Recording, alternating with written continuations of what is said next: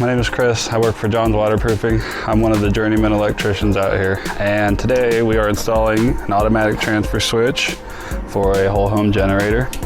We interrupt the power company's power into this new breaker, and then out of this automatic transfer switch, we refeed the main panel in the house. The whole idea behind it is when the customer loses power, the generator has sensing capabilities, and upon a power loss situation, the generator recognizes, it'll start itself up within 10 seconds, and you should have power back on shortly.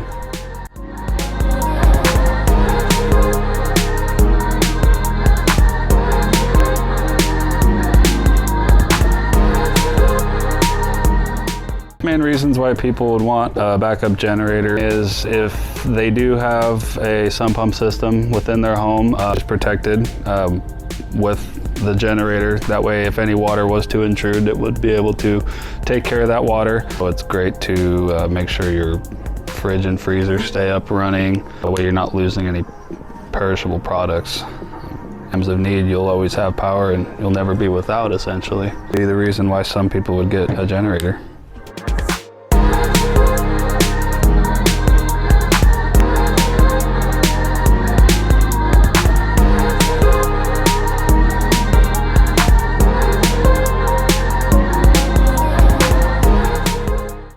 We have to be mindful of any clearance issues.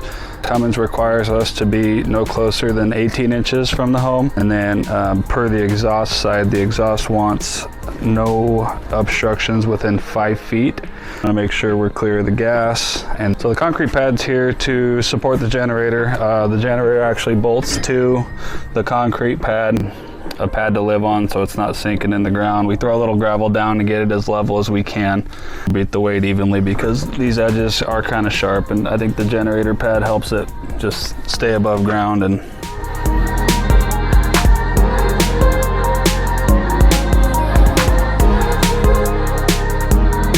yeah, so when it's all said and done, we get everything connected. We got a couple little programming things to do, and we close it all up and do some testing. And after all that, the customer shouldn't have to worry about ever being without power.